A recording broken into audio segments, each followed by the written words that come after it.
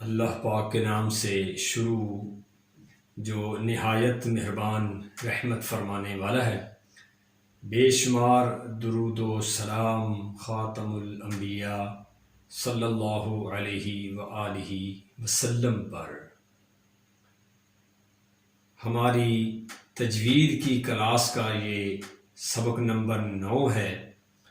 اب تک ہم نے 8 اسباق پڑھ لیے ہیں، جو کہ ہمارا پہلا سبق حروف تہجی کا مختصر تعارف، اور اس کے بعد دوسرا سبق تھا ہمارا حروف تہجی کا تفصیلی تعارف، اور اس کے بعد حرکات کے بعد ہم نے تنوین کا سبق پڑھا۔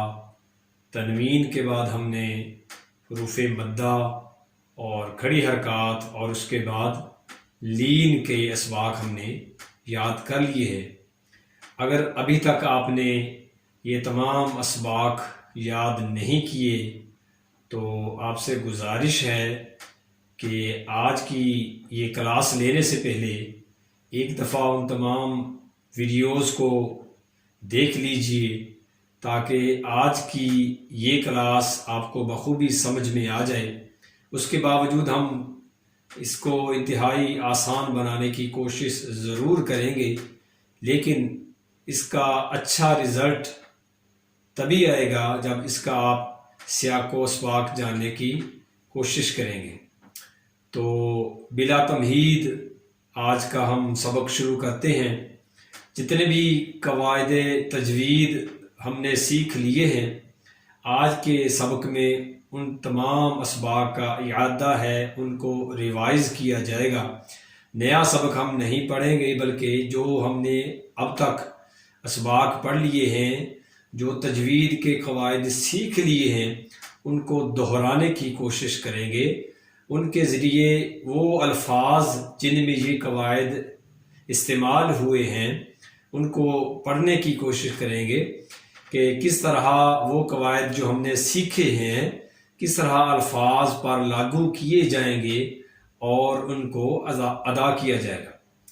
تو شروع کرتے ہیں آج کا ہمارا سبق۔ سب سے پہلا جو لفظ ہے وہ ہے ہدینا۔ اس میں سب سے پہلے لفظ ہے ہا۔ ہا کو ہم نے سیکھا تھا کہ جو سینے کی طرف حلق کا حصہ ہے وہاں سے ادا کیا جائے گا ہا۔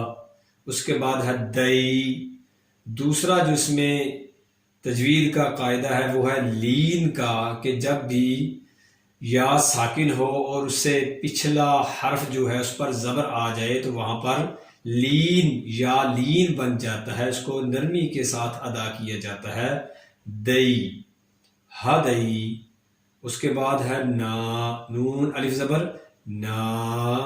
یہاں پر الف مدہ تشکیل پا جاتا ہے۔ اس کی تعریف یہ تھی کہ الف سے پہلے حرف پر زبر ہو تو وہاں پر الف مدہ بن جاتا ہے۔ اس کو ہم ایک الف کے برابر لمبا کیا کریں گے، جیسے نا، تو یہ لفظ بن جائے گا ہدینا۔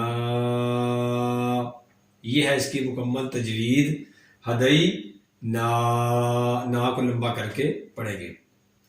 دوسرا لفظ ہے بین، بیننا، بیننا۔ اس میں یا لین ہے، یا ساکن ہے، اور اس سے پہلے جو زبر ہے با پر بئی، یہ لفظ بن جاتا ہے بیننا۔ اس میں اگر آپ غور کریں تو 2 نون نظر آ رہے ہوں گے، دونوں نون پر زبر ہے، پہلے نون پر بھی زبر ہے اور دوسرے نون پر بھی زبر ہے۔ پہلے نون کو ہم نے لمبا نہیں کرنا، جبکہ دوسرے نون کو لمبا کریں گے۔ اب پہلے کو اس لیے ہم لمبا نہیں کریں گے کہ وہاں پر جسٹ زبر ہے، صرف زبر ہے، اگلے نون پر بھی زبر ہے، لیکن اس کے فوراً بعد، نون کے فوراً بعد جو ہے وہ الف ہے، اس لیے اس کو ہم نے لمبا کرنا ہے بیننا۔ پہلے نون کو لمبا نہیں کرنا کیونکہ وہاں پر صرف زبر ہے، اس کے بعد الف نہیں آیا، اس لیے اس کو ہم نے پڑھنا ہے بیننا، بیننا۔ اس نا دوسرے نا کو ہم نے لمبا کرنا ہے۔ تیسرا لفظ ہے، اس کو پڑھانے سے پہلے آپ کو میں ایک بات بتاتا ہوں کہ میں مغرب کے بعد بچوں کو پڑھاتا ہوں ناظرہ قرآن پاک، تو اس میں موسٹلی جب لفظ اس پر آتے ہیں نا، اس لفظ پر جو بھی ہم نے پڑھنا ہے، بچے جب یہاں پر آتے ہیں تو غلطی کرتے ہیں۔ وہ لفظ کیا ہے؟ میقاتن، میقاتن۔ جب میں ان کو پڑھاتا ہوں اس کے بعد سنتا ہوں تو لفظ کیسے پڑھتے ہیں وہ؟ میقاتن، میقاتن۔ کیا غلطی کرتے ہیں؟ دیکھیں، پہلا ہے می، یہاں پر یا مدہ بن جاتا ہے۔ یا مدہ کی تعریف ہم نے پڑھی تھی کہ یا ساکن ہو اور اس سے پچھلا جو حرف ہے اس کے نیچے زیر ہو تو وہاں پر یا مدہ بن جاتا ہے۔ یہاں پر یا مدہ ہے می، یہ تو اس لیے اس کو ہم نے لمبا کرنا ہے، می اتنا نہیں بلکہ می۔ اس کے بعد ہے آگے قوف۔ قوف ہم نے پڑھا تھا کہ یہ حروف مستعلیہ میں سے ہے، یعنی وہ 7 حروف جو ہمیشہ ہر حالت میں موٹے کر کے پڑھے جاتے ہیں، ان میں سے قوف بھی ہے۔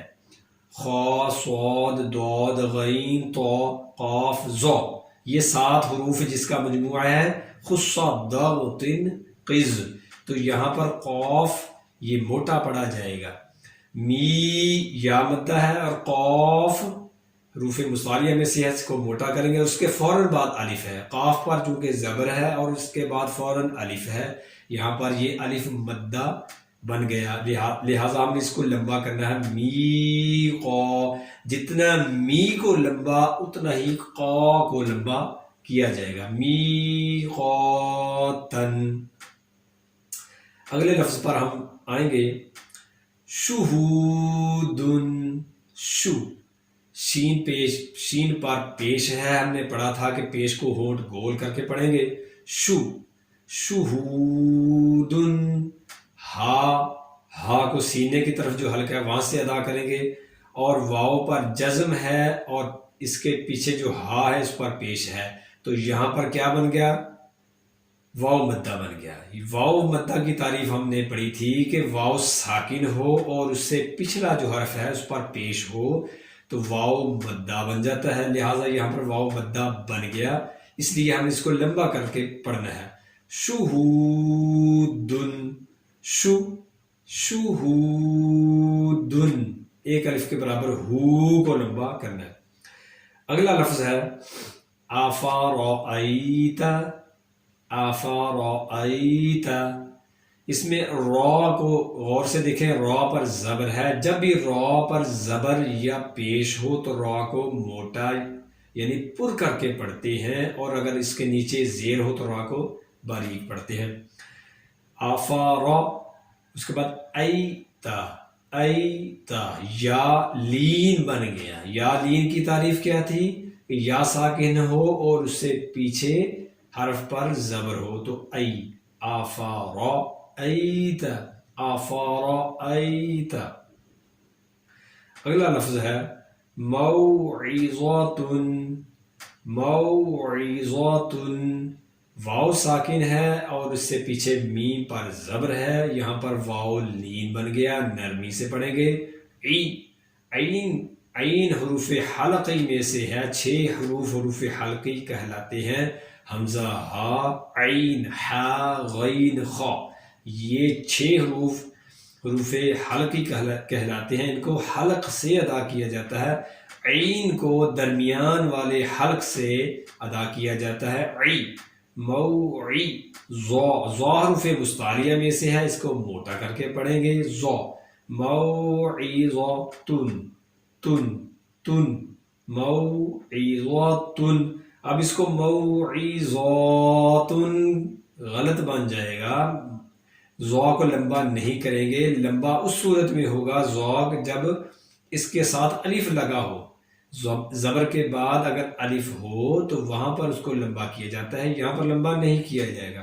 موعظاتن، موعظاتن، ضا کو موٹا کر کے، موعظاتن، موعظاتن۔ آگے ہے سماواتن، سماواتن، اس میں جو اکثر غلطی کی جاتی ہے سماواتن پڑھتے ہیں، سماواتن، سارا کچھ ٹھیک ہے لیکن میم کو چھوٹا، میم پر کھڑا زبر ہے اس کو ایک الف کے برابر لمبا، واو پر کھڑا زبر ہے اس کو بھی ایک الف کے برابر لمبا، دونوں کو ایک جیسی لمبائی کے ساتھ ادا کیا جائے گا، ما وا دونوں ہی طرف، سماواتن، ایسا نہیں ہے کہ سماواتن کے واو کو تو ہم لمبا کر دیں اور میم کو لمبا نہ کریں، نہیں، میم کو بھی لمبا، واو کو بھی لمبا، کیونکہ کھڑا زبر دونوں پر موجود ہے، اس لیے سماواتن۔ آگے ہے کلماتن، میم پر کھڑا زبر ہے اس لیے اس کو لمبا کریں گے، کلماتن، کلیماتن، غلط، لی کو کیوں لمبا ہو گیا، لی کو لمبا کریں گے تو یہ یا مدہ بن گیا، کلیماتن نہیں، کلیماتن، کلیماتن۔ اس سے اگلا لفظ ہے حفیظن، حفیظن، ہا کو درمیان والے حلق سے ادا کیا جائے گا، اور فی یا مدہ یہاں پر بن جاتا ہے، یا ساکن ہے اور اس سے پہلے فا کے نیچے زیر ہے، یہاں پر یا مدہ بن گیا، اس کو ایک الف کے برابر لمبا کر کے پڑھیں گے، اور اس کے بعد زو حروف مستعلیہ میں سے ہے، یعنی اس کو موٹا کر کے پڑھا جائے گا، حفیظن، اور اس کے فوراً بعد جو لفظ ہے وہ ہے حافظن، حافظن، ہا کو درمیان والے حلق سے ادا کیا جائے گا، اور اس کے بعد حافی، فی کو یہاں پر لمبا نہیں کریں گے، ظن، زوا کو پر کر کے پڑھیں گے۔ پچھلا لفظ جو ہم نے پڑھا تھا حفیظن، اور یہ ہے حافظن، اس کا موازنہ آپ ذرا غور سے دیکھیں کہ فی کو پہلے لفظ میں ہم نے لمبا کیا تھا حفی، کیونکہ وہاں پر یا مدہ تھا، اور یہاں پر فی کو لمبا نہیں کریں گے کیونکہ یہاں پر فی ہے، صرف اس کے نیچے فا کے نیچے صرف زیر ہے، یا مدہ یہاں پر نہیں ہے، لیکن وہاں پر ہم نے ہا کو چھوٹا کیا تھا، ہا کو لمبا نہیں کیا تھا، یہاں پر ہا کو لمبا کریں گے کیونکہ یہاں پر الف مدہ بن جاتا ہے، لہذا حافظن، حافظن۔